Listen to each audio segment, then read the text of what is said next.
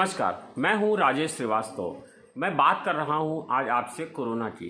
दरअसल इस समय कोविड-19 की जो मरीजों की जो संख्या है वह बेहद चौंकाने वाली है। देश अपना कोरोना के चलते इस स्थिति में पहुंच गया है जहां अब सरकार धीरे धीरे अपने हाथ खड़े कर रही है।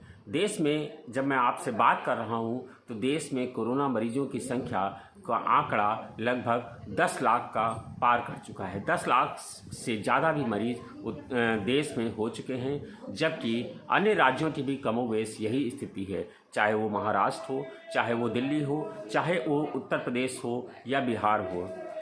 कोरोना मरीजों की बढ़ती संख्या अभी जो एम्स के रिसर्चर्स की माने तो कोविड-19 के मरीजों की जो संख्या अभी फ़िलहाल सामने आई है वह कोरोना संक्रमितों का आंकड़ा जुलाई में लोगों ने पहले ही उम्मीद कर रखी थी कि जुलाई में संक्रमण बढ़ेगा, क्योंकि जिस तरह का पहले लोगों ने उम्मीद जताई थी कि जून में गर्मी पड़ेगी तब कोरोना मरीजों की संख्या कम होगी, लेकिन जून में भी गर्मी के तापमान के चलते तापमान उतना नहीं बढ़ा, जिसके चलते कोरोना मरीजों की संख्या में कमी आई। लेकिन अब जो मौसमी बीमारियां हैं, सर्दी, जुकाम, बुखार, जिसके चलते कोरोना मरीजों की संख्या में इजाफा हो रहा है।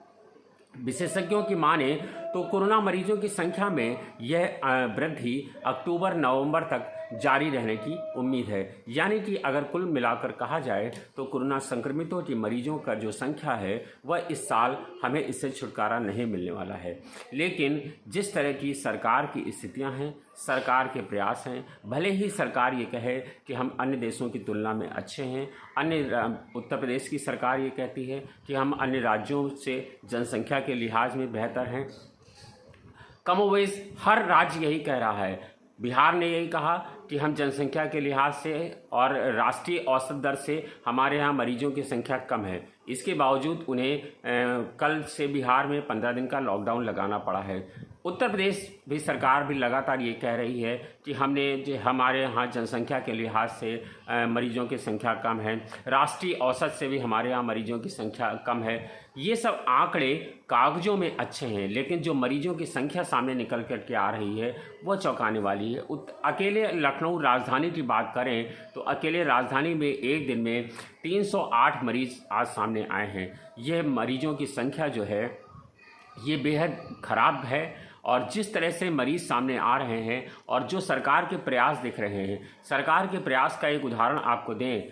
कल मैंने 19 जून को मैंने खुद अपनी कोविड-19 की जांच कराई थी। 19 जून को कोविड-19 के लखनऊ के श्यामा प्रसाद मुखर्जी में कराई गई जांच की रिपोर्ट कल 20 जून को मुझे मिली है, जिसमें बताया गया है कि मैं कोरोना रिपोर्ट मेरी आई है और उसमें मैं नेगेटिव हूँ। अब आप इसी एक रिपोर्ट से मेरे पास दोनों मैसेज साक्ष्य हैं जो कल 20 जून को आए हैं। उसमें साफ साफ लिखा है कि 19 जून को आपने टेस्ट कराया था, 20 जून को उस रिपोर्ट आई थी जिसमें बताया गया था नेगेटिव है। उसको लेकर के आज सूचित किया गया है, यानी कि 16 जुलाई को। तकरीबन 1 महीने बाद इस तरह के संदेश आ रहे हैं। कल एक मरीज़ की मौत हो गई, जिसको कोरोना मरीज़ के था, उसको जो इलाज नहीं मिल पाया। ऐसे तमाम सारे मरीज़ हैं, अस्पतालों में जो स्थितियां हैं, 4-4 दिन की वेटिंग चल रही है। पुलिस प्रशासन में ये स्थितियां हैं कि पुलिस में बड़ी संख्या में संक्रमण बढ़ा है। लोग अब जांच करने से बच रहे हैं, लोग अब जो है पुलिस की जो कार्रवाइयां हैं उनसे बच रहे हैं, जो मामले हैं धरपकड़ के उनसे बच रहे हैं पुलिसकर्मी, क्योंकि पुलिस इंस्पेक्टर और पुलिस जो विवेचना अधिकारी हैं, कल मैंने तकरीबन 10 थानों से 10 पुलिस के वरिष्ठ अधिकारियों से बात किया तो उन्होंने कहा कि हम लोग क्या करें, जिस तरह से मरीजों की संख्या बढ़ रही है, हमारे कई बड़े पुलिसकर्मी जो है कोरोना संक्रमित हो गए हैं। ऐसे में चौंकाने वाली स्थिति तब आती है जब मुख्यमंत्री के सोशल मीडिया टीम में भी 2 लोगों को कोरोना पॉजिटिव पाए गए। यही नहीं, कल मुख्यमंत्री के 2 सुरक्षाकर्मी भी कोरोना पॉजिटिव पाए गए हैं। जहां मुख्यमंत्री बैठते हैं, मुख्यमंत्री योगी आदित्यनाथ उत्तर प्रदेश के, वहां पर भी कोरोना संक्रमण ने अपनी घुसपैठ बना ली है और लोक भवन स्थित कार्यालय को भी कोरोना कार्यालय में तकरीबन 2 से 4 लोग कोरोना पॉजिटिव पाए गए हैं।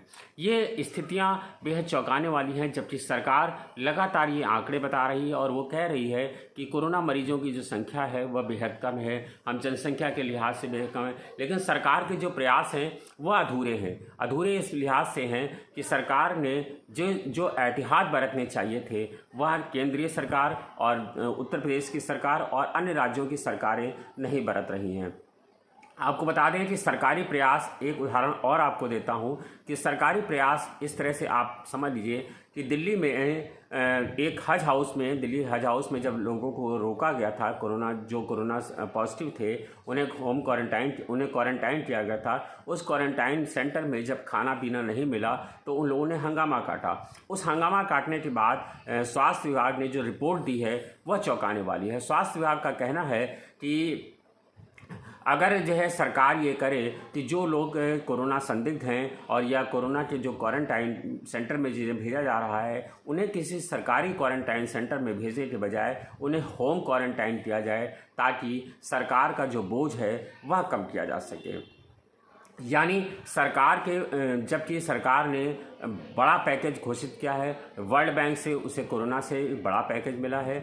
सरकार ने शुरू में दावे किए थे कि हमारे पास कोरोना से लड़ने के लिए संपूर्ण शक्ति है, हमारे पास पर्याप्त संख्या में अस्पताल हैं, पर्याप्त संख्या में लोगों को राशन मुहैया कराया जा रहा है, पर्याप्त संख्या में कोविड बेड के हॉस्पिटल हैं, क्वारंटाइन सेंटर बनाए गए हैं। लेकिन जैसे जैसे मरीजों की संख्या बढ़ती जा रही है, अब हम दुनिया में दूसरे नंबर के देश हैं, हमारे पास सिर्फ ब्राज़ील बचा हुआ है, बाकी सभी देश हमारे पीछे हैं। ऐसे में जो रेशियो है कोरोना मरीजों की संख्या का बढ़ने का वो बहुत चौंकाने वाला है। लेकिन जो सरकारी प्रयास दिख रहे हैं वह बेहद अधूरे हैं। जब कोरोना मरीजों की संख्या बहुत कम थी तब देश में संपूर्ण लॉकडाउन हुआ था, देश में कर्फ्यू लागू किया गया था, देश में जिस तरह के एहतियात बरते गए थे, दरअसल उन एहतियातों को बरतने की आवश्यकता अब है। सरकार भले ही कहे कि आर्थिक चीज़ें शुरू हो रही हैं, तमाम आर्थिक गतिविधियां शुरू हुई हैं, लेकिन अगर आपको ज़मीनी स्तर पर बताएं तो ज़मीनी स्तर पर जो स्थितियां हैं वह बेहद परेशान करने वाली हैं। आप किसी भी बाज़ार का निरीक्षण कर लीजिए। लखनऊ के इंदिरा नगर में बात हुई व्यापारियों से, व्यापार मंडल के अध्यक्ष का कहना था कि कई दुकानदार ऐसे हैं जहां पिछले 3 दिनों से बोनी तक नहीं हुई है। ऐसे ही दिल्ली के बाज़ारों में हमने बात की, ऐसे ही हमने मुंबई के बाज़ारों में बात की, तो उन सभी का ये कहना था कि जो मरीज़ की संख्या है वह अब मरीजों की संख्या को देखते हुए लोगों ने अब खुद एहतियात बरतने शुरू कर दी हैं और बाज़ारों में सिर्फ वही लोग आ रहे हैं जो राशन या दवा की दुकानों पर खरीद रहे हैं। आप सड़कों पर निकलिए तो दोपहर में आपको सन्नाटा दिखेगा। जिस तरह की स्थितियां हैं, सरकार अब लॉकडाउन नहीं कर रही है। सरकार को चाहिए कि अब संपूर्ण बंदी चले और संपूर्ण बंदी करके अब लोगों को एहतियात बरते और लोगों को सड़क पर निकलना बंद करे।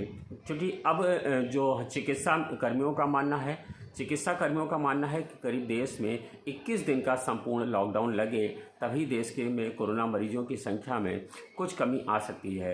हालांकि कई राज्यों ने, जैसे केरल ने, जैसे तेलंगाना ने, जैसे हैदराबाद ने, जैसे मध्य प्रदेश ने, जैसे आपको कल बिहार ने, ऐसे कई राज्यों ने संपूर्ण लॉकडाउन 15 दिन का 31 जुलाई तक कर रखा है।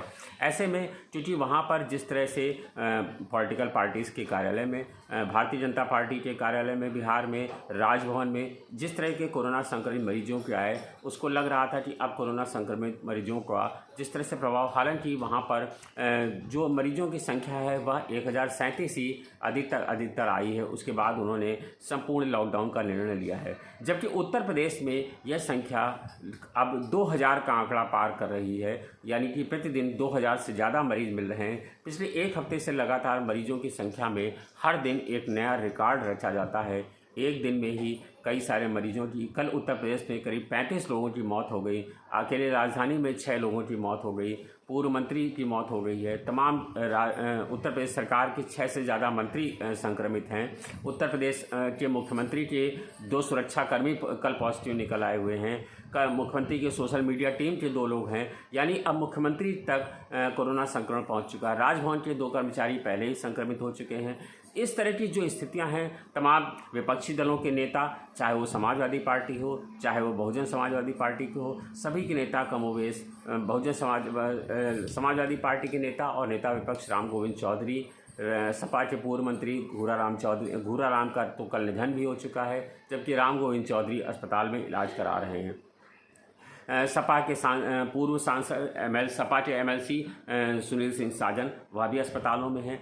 चाहे वो दिल्ली हो, चाहे वो महाराष्ट्र हो, चाहे वो आंध्र प्रदेश हो, चाहे वो केरल हो, सभी राज्यों में कमोवेश कोरोना मरीजों की संख्या बढ़ रही है। लेकिन और राज्य जो है अपने यहाँ संपूर्ण लॉकडाउन कर रहे हैं, एहतियात बरत रहे हैं, लेकिन उत्तर प्रदेश में किसी भी तरह के संक्रमण को लेकर के सावधानी नहीं बरती जा रही है। सरकार ने कहने के लिए तो शनिवार और रविवार 2 दिन का लॉकडाउन आयत किया है, लेकिन 2 दिनों के लॉकडाउन की स्थितियां आपको बता दें कि जिन 2 दिनों में कोरोना संक्रमण को रोका गया है, वहां पर शनिवार और रविवार ये 2 दिन ऐसे हैं जहां सरकारी कार्यालय पूर्व की भांति पहले ही बंद होते हैं, यानी सभी निदेशालय बंद होते हैं, चाहे सभी मुख्य कार्यालय शनिवार को बंद रहते हैं। अब सभी और रविवार को वैसे भी लोग सड़कों पर कम निकलते हैं, तो ऐसे में शनिवार और रविवार को जो सरकार ने बंदी का ऐलान किया है उसका कोई खास प्रभाव नहीं पड़ने वाला है। उसके बावजूद सरकार ने इन 2 दिनों में जो लॉकडाउन किया है उसमें सभी धार्मिक स्थलों को खोलने का ऐलान किया है, सभी बैंकों को ऐलान करने का ऐलान किया है, ट्रेजरी खोले जा रहे हैं, LIC कार्यालय खोले जा रहे हैं, यानी कि तमाम सारी वो चीज़ें खोली जा रही हैं जिनसे सरकार को धन मिल सकता है। ऐसे में इन शनिवार और रविवार के लॉकडाउन का भी कोई बहुत ज़्यादा मतलब नहीं होने वाला है।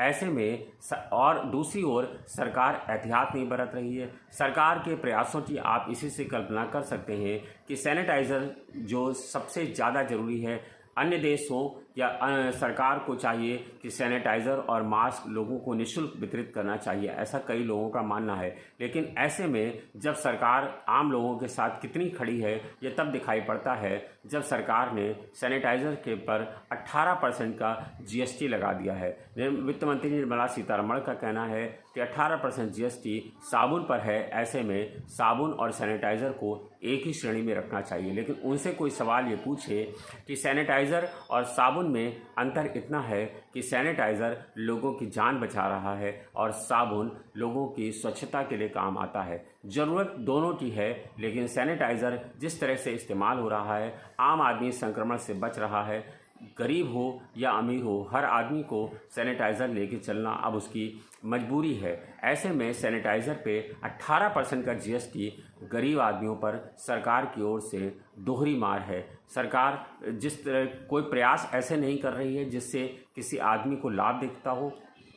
कोरोना को लेकर के लोगों की कमर पहले टूटी है, व्यवसाय ठप पड़े हुए हैं, लोगों की नौकरियां जा चुकी हैं, तमाम सारे लोगों की छटनी हो चुकी है, तमाम लोग घरों पर बैठे हुए हैं, स्कूलों में फ़ीस से कोई राहत नहीं हो रही है, लोग लगातार मांग कर रहे हैं कि स्कूलों में फ़ीस कम की जाए। सरकार ने उस पर से ये हाथ उठा लिए हैं। सरकार ने कहा कि हम स्कूलों की फ़ीस नहीं कम कर सकते हैं, चाहे वो देश की सरकार हो, चाहे वो किसी प्रदेश की सरकार हो। तो स्कूल व्यवसायियों से सरकार के जिस तरह के संबंध हैं उसमें भी सरकार फ़ीस कम करने को तैयार नहीं है। विद्यार्थियों की ऑनलाइन क्लासेस चल रही हैं, लेकिन उसके बावजूद स्कूलों ने फ़ीस में किसी तरह की कोताही नहीं बरती है। तो ऐसे में जब बच्चों के स्कूल में फ़ीस लगातार जा रही है, चिकित्सा नौकरियां कम हो रही हैं, लोगों की छटनियाँ हो रही हैं, तमाम व्यवसाय उद्योग ठप हो गए हैं, ऐसे में सैनिटाइज़र की 18% GST की मार लोगों पर जानलेवा साबित हो रही है। सरकार ने जिस तरह के सहयोग की अपील की थी, सरकार को लोगों ने माना था कि ये सरकार भारतीय जनता पार्टी की सरकार है, आम आदमी की सरकार है और आम आदमी के साथ खड़ी होगी। लेकिन सरकार के जो प्रयास हैं वह अधूरे दिख रहे हैं और सरकार जिस तरह के लोगों की उम्मीद थी अब स्थिति ये है कि व्यापारिक संस्थान या व्यापारी संगठन खुद ही कह रहे हैं कि नहीं, सरकार को लॉकडाउन लगा देना चाहिए, हम लोगों को कोई आपत्ति नहीं है, हम लोग खुद चाहते हैं कि पूरी तरह से बंद हो ताकि संक्रमण रोका जा सके। लेकिन इसके बावजूद सरकार पता नहीं किस अंदेशे का इंतज़ार कर रही है, किसी बड़े आंकड़े का इंतज़ार कर रही है। हालांकि अब देश दूसरे नंबर पर आ गया है और वह दिन दूर नहीं है जब सबसे आगे हिंदुस्तान होगा, लेकिन यह कोई अच्छे रिकॉर्ड में नहीं, ये कोविड महामारी में होगा। तो ऐसे में सरकार से अपील यही है आम जनता की, क्योंकि आम जनता को अब सिर्फ मरने के लिए छोड़ दिया गया है, ना उस अस्पतालों में लंबी वेटिंग है। यानी कि अगर आप कोविड जांच कराते हैं तो आपको लंबा इंतज़ार करना पड़ेगा रिपोर्ट आने का। रिपोर्ट आने के बाद सरकार लगातार, उत्तर प्रदेश के मुख्यमंत्री योगी आदित्यनाथ कह रहे हैं कि कोविड-19 के मरीजों की जाँच बढ़ाई जाए। 48,000 मरीज, 40,000 से ज़्यादा मरीजों की जांच प्रतिदिन हो रही है। जांच होने के बावजूद लोगों के क्वारंटाइन सेंटर में रहने की सही जगह नहीं है। अस्पतालों में बेडों की संख्या कम हो रही है। 3 से 4 दिन की वेटिंग अब चल रही है। यानी कि अगर आपको कोरोना होता है तो आपको भर्ती होने में भी 3 से 4 दिन लग रहे हैं। ऐसे में मरीज दम तोड़ रहे हैं। सरकार का प्रयास ये होना चाहिए कि जिन लोगों को कोरोना हुआ है उनको तत्काल रूप से इलाज मिल सके, उनको निःशुल्क इलाज मिल सके और अच्छे से अच्छे अस्पतालों में जगह जगह सरकार का आदेश था कि तमाम निजी अस्पताल खोले जाएं, होटलों का अधिग्रहण किया जाए। इस क्रम में प्रयास जारी हैं, लेकिन बहुत कम संस्थान ऐसे हैं जिन्होंने अपना कोविड अस्पताल, अपने संस्थान को कोविड अस्पताल बनाने की इजाज़त दी है। हर क्षेत्र में कमोवेश, चाहे वो ग्रामीण क्षेत्र हो चाहे वो शहरी क्षेत्र हो, हर गली मोहल्ला, हर क्षेत्र अब लगभग कोरोना से संक्रमित हुए और हर जगहों पर कोरोना संक्रमित मरीजों का लगातार आंकड़ा बढ़ता ही जा रहा है। अब देखना है कि सरकार की निगाहें कब इस पर जागती हैं और सरकार कब कोरोना संक्रमण को लेकर के जागरूक होती है और देश में एक बार फिर से संपूर्ण लॉकडाउन का ऐलान होता है। धन्यवाद, शुक्रिया।